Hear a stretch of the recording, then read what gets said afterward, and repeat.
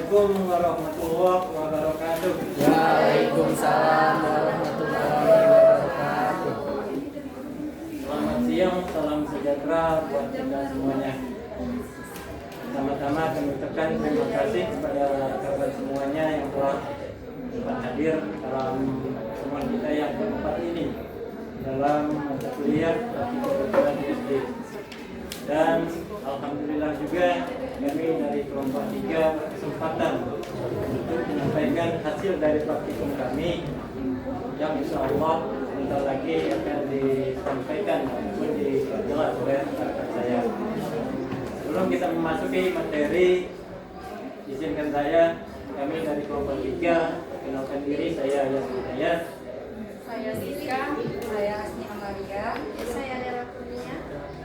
Kami berempat akan menyampaikan pokok bahasan membuat menu makanan berdasarkan 4 sehat 5 sempurna yang dalam pembahasannya yang disampaikan oleh rekan saya. Silakan.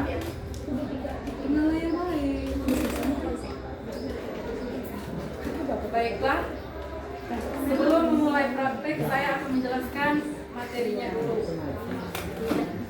A. Tujuan dapat membuat menu makanan dari bahan makanan sederhana sesuai dengan slogan 4 sehat 5 sempurna. B. Alat dan bahan. Ada 2 alat dan bahan. Yang pertama 4 plastik, 2 berbagai bahan makanan. C. Landasan teori. Makanan 4 sehat 5 sempurna merupakan makanan sehat dalam waktu yang lalu. Saat ini pedoman itu sudah berganti menjadi pedoman gizi seimbang. Hal ini dikarenakan pada pedoman 4 sehat 5 sempurna ditemukan berbagai kekurangan yang justru akan memberikan beban baru pada masalah gizi di Indonesia. Karena itulah dibuat pedoman baru berupa pedoman gizi seimbang yang tergambar pada tabel gizi seimbang di bawah ini. Kita sudah tidak menggunakan pedoman 4 sehat 5 sempurna karena makanan 4 sehat yang terdiri dari 4 kelompok makanan itu belum tentu sehat sebab tidak ditentukan porsi dan jenis yang disesuaikan dengan kebutuhan tubuh. Selain itu, makanan 5 sempurna berupa susu ditempatkan khusus padahal susu adalah sumber protein hewani bersama dengan ikan, telur, dan daging. D. Cara kerja. Yang pertama, siapkan bahan makanan yang diperlukan untuk membuat menu makanan. Yang kedua, dari bahan makanan tersebut, buatlah menu sederhana yang memenuhi syarat 4 sehat 5 sempurna.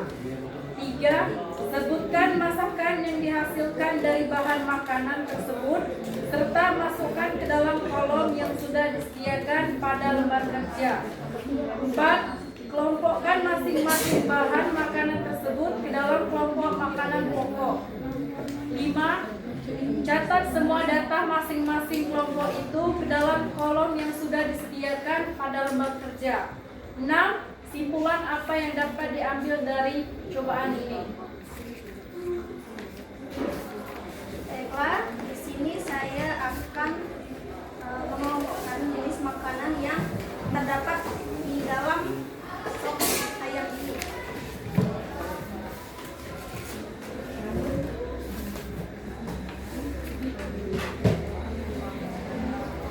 Baiklah, dapat teman-teman lihat di dalam sop ayam ini ada berbagai jenis makanan, yaitu wortel,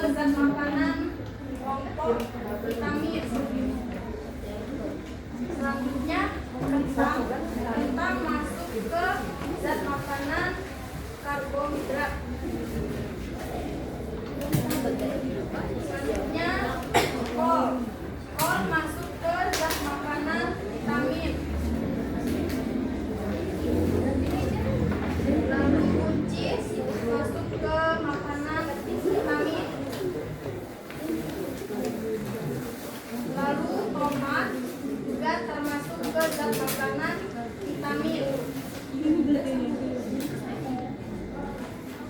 Lanjut, daun seledri juga masuk ke vitamin. Terus daun bawang juga masuk ke vitamin. Daging ayam masuk ke protein. Sebenarnya daging ayam ini ada juga termasuk ke lemak, cuman lebih dominannya ke protein.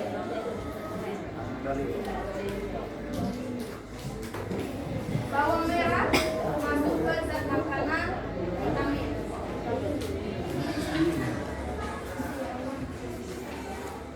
Lanjut.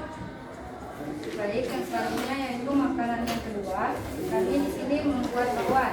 Bakwan kita kelompokkan pada zat makanan. Yang pertama ada kol. Kol ini masuk ke zat makanan vitamin. Terus wortel masuk ke zat makanan vitamin. Tepung terigu ini masuk di karbohidrat. Daun bawang masuk ke vitamin. Oke, inilah hasil pengamatan kami. Yang selanjutnya yaitu pertanyaan-pertanyaan yang akan timbul. Pertanyaan pertama, apa yang dimaksud dengan 4 sehat 5 sempurna dan jelaskan.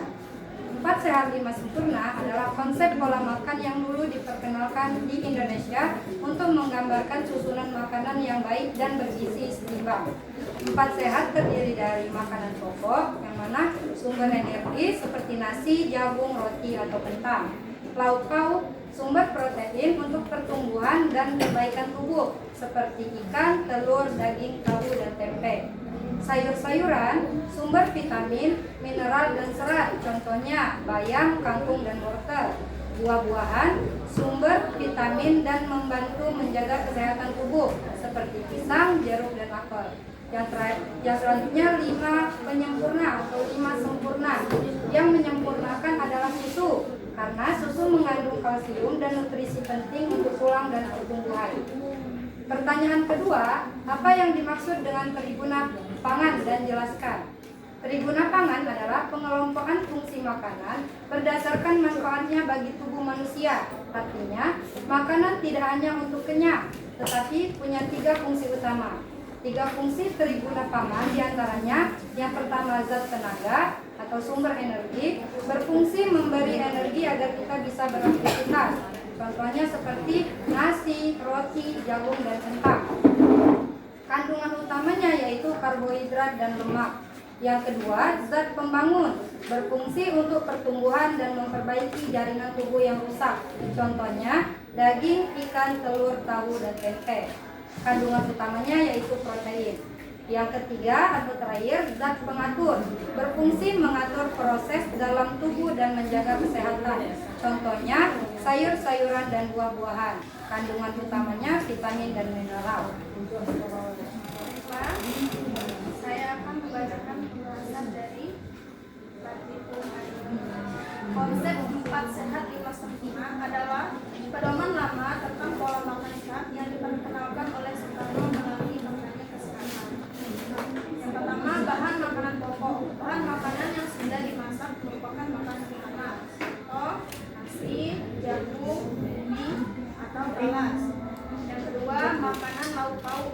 Bahan makanan yang setelah diolah merupakan peserta atau pendamping dari makanan utama. Contoh, daging, telur dadar, dan perkedel. Yang ketiga, bahan makanan sayuran adalah bahan makanan dari tumbuh-tumbuhan yang setelah diolah merupakan penyerta makanan utama. Contohnya sayur, sambal goreng, sayur lodeh. Yang keempat, buah-buahan merupakan bahan makanan dari buah-buahan. Contohnya mentimun, pisang, dan jeruk. Yang kelima, minuman merupakan pelepas dahaga. Contoh susu. Namun saat ini konsep 4 sehat 5 sempurna sudah berkembang menjadi gizi seimbang, di mana minuman yang dianjurkan sehari-hari adalah air putih. Sedangkan susu tetap baik dikonsumsi sebagai tambahan nutrisi. Dan juga dalam konsep 4 sehat 5 sempurna tidak dijelaskan porsi makan, tidak memperhatikan